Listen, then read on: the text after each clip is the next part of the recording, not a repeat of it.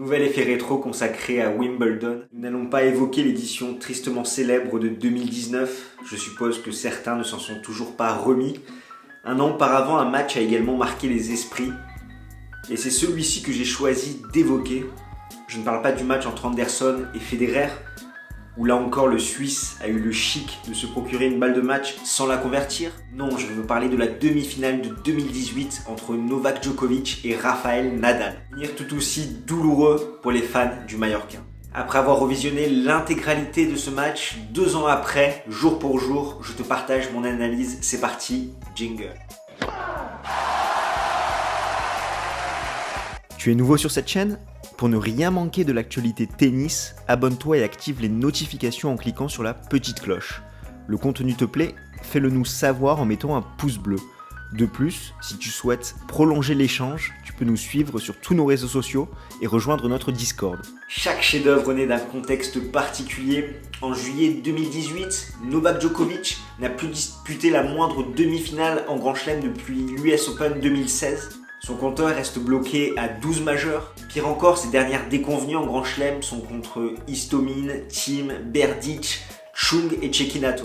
À l'aube de l'été 2018, si nous prenons ses résultats depuis 2017, c'est 68 matchs disputés, 51 victoires, 17 défaites. Contre le top 20, c'est 10 victoires, 10 défaites. Contre le top 10, 4 victoires et 5 défaites. Et contre le top 5, 2 victoires pour 2 défaites.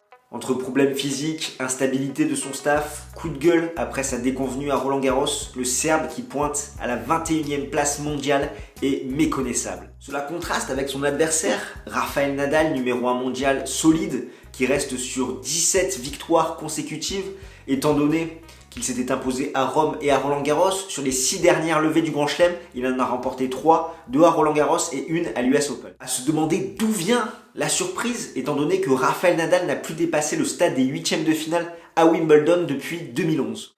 Sur ce tournoi, c'est pourtant le Serbe qui a eu le moins besoin de puiser dans ses ressources. 10h32 de jeu pour se hisser en demi-finale, 2 sets concédés, un contre Kyle Edmund et un contre Kei Nishikori. Et en plus, il avait déjà retrouvé des couleurs en se montrant convaincant au Queens 1 semaine avant le début du Grand Chelem londonien où il s'était incliné seulement en finale contre Marin Cilic. Il avait même eu une balle de match. Nadal, quant à lui, a bataillé 13h06 pour se hisser en demi-finale et notamment en quart de finale où il a dû venir à bout d'un grand Juan Martín del Potro en 4h48 et 5-7. Un autre monument de cette quinzaine, Nadal était invaincu en quart de finale et demi-finale à Wimbledon, étant donné que dès qu'il passait le stade des 8e, il allait tout le temps en finale.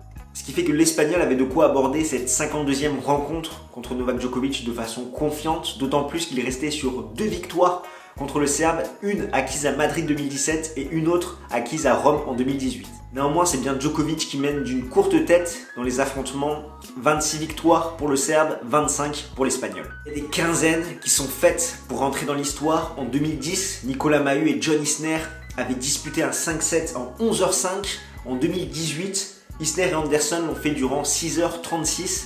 Nadal et Djokovic ont suivi cette tendance avec un monument épique en 5h17. Ce match a été joué sur 2 jours sous le toit, étant donné que les 2 joueurs sont rentrés sur le court le vendredi soir à 20h. Et avec le couvre-feu londonien, ils n'ont plus joué que 3 heures, où le Serbe d'ailleurs a mené 2-7 à 1. Et ils ont dû revenir le samedi pour terminer ce match. Néanmoins, en visionnant cette rencontre de nouveau, je pense qu'elle est sous-estimée, beaucoup trop parasitée par cette histoire du toit et du fait que c'était le grand retour de Novak Djokovic. En effet, il s'agit de l'un des meilleurs matchs, voire le meilleur match depuis la fin du prime du Big Four qui coïncide à peu près entre 2015 et 2016.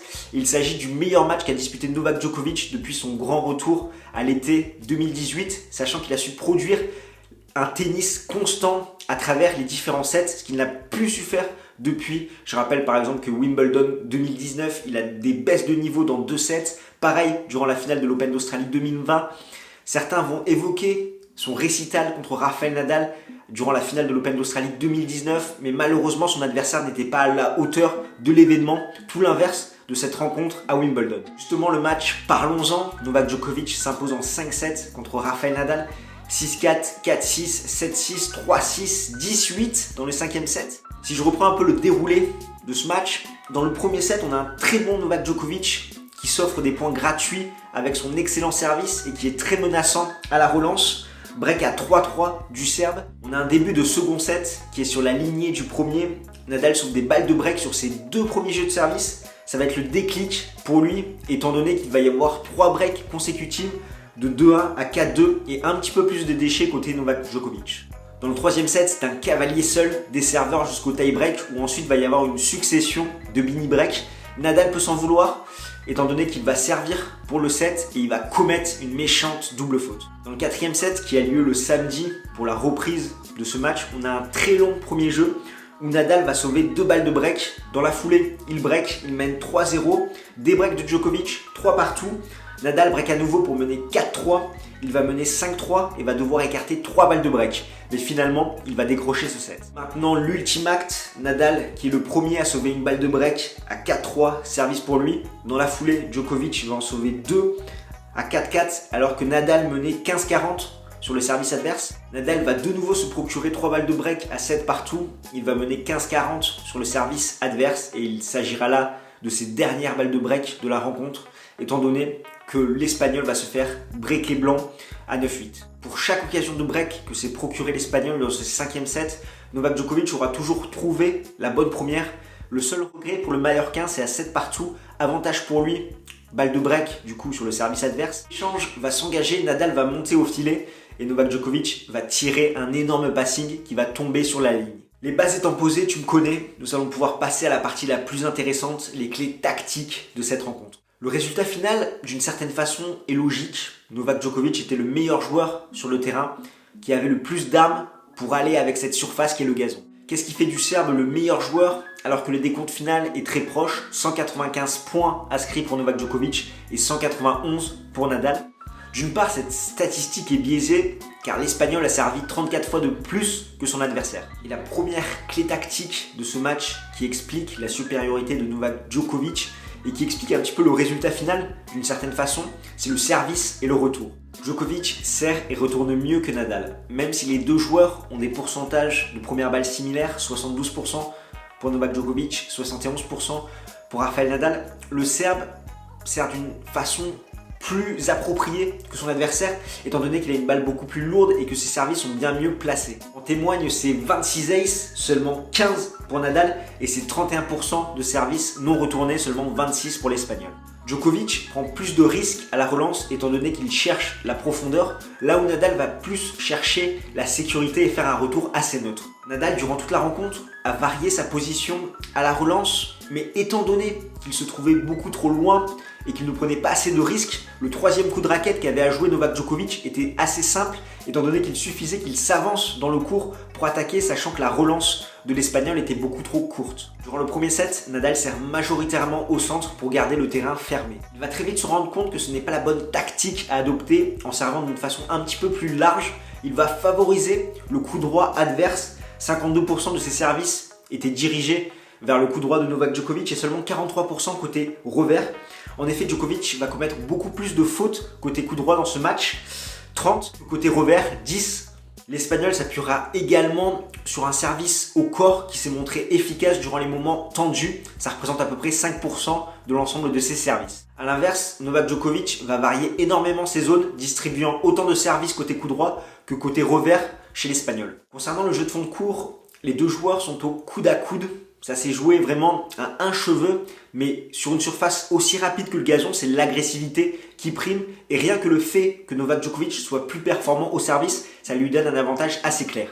Mais dans l'échange, c'est Nadal qui se montrait le plus agressif possible, car il n'hésitait pas à casser cette diagonale coup droit de l'Espagnol au revers du Serbe, en jouant un coup droit longue ligne, qui ne s'est pas montré aussi performant sur gazon depuis sa finale à Wimbledon 2008. Djokovic, dans l'échange, est beaucoup moins agressif. Sa stratégie est plus prudente, il va juste chercher de la profondeur pour priver de temps son adversaire. Tactique payante étant donné que grâce à son revers, il va faire commettre à Nadal 30 fautes directes côté coup droit. Si nous prenons en compte que le jeu de fond de court, ce qui veut dire que dans ses stats, je vais exclure le nombre d'aces des coups gagnants, 60 coups gagnants pour l'Espagnol et 40 fautes directes, et son adversaire c'est seulement 46 coups gagnants pour 30 fautes directes. On rajoute à ça que Nadal s'est montré plus performant derrière sa seconde balle, 57% de points gagnés derrière contre seulement 48% pour le Serbe, ce qui fait que c'est finalement l'Espagnol qui a gagné la bataille du jeu de fond de cours. Il s'agit de l'un des Djokodal les plus intéressants. Nadal a essayé de mettre des choses en place, c'est notamment le cas de l'amorti. Dès qu'il a fait une amorti, il a systématiquement gagné l'échange 10 sur 10. Il a réussi également 5 amorties gagnantes. Nous sommes sur gazon, donc autant parler du jeu au filet. On constate que c'est une proportion importante par rapport au standard des Djokodal classiques. Nadal a été le premier à prendre l'initiative avec une réussite de 71% au filet contre seulement 65% pour Djokovic. Pour revenir à ce point du 5e set, 7 partout, Novak Djokovic sauve une balle de break sur un passing gagnant. On constate qu'il y a une stratégie un petit peu contradictoire de l'Espagnol, étant donné qu'il est monté au filet alors qu'il ne dominait pas forcément l'échange, là où d'habitude dans son jeu naturel, il va au filet pour terminer le point. Là, je pense qu'il est plutôt allé pour mettre la pression sur son adversaire, pour le faire rater, et finalement ça a échoué, étant donné que le passing de Novak Djokovic était gagnant. En définitive, Novak Djokovic dans cette rencontre était le meilleur relanceur, le meilleur serveur, et il n'était pas loin derrière dans le jeu. Au vu de sa prestation générale extrêmement convaincante, il aura manqué un service à Nadal. Son changement de gestuelle l'année suivante n'est d'ailleurs pas anodin. La suite, on la connaît, Novak Djokovic a décroché Wimbledon 2018 contre Kevin Anderson, l'US Open 2018, l'Open d'Australie 2019, Wimbledon 2019 et également l'Open d'Australie 2020, soit 5 majeurs montant son total à 17 titres du Grand Chelem. Voilà, c'était mon effet rétro de l'édition 2018 de Wimbledon avec 2 des meilleurs joueurs de l'histoire. N'hésite pas à me donner ton avis en commentaire. D'ici là, porte-toi bien. Ciao ciao tout le monde.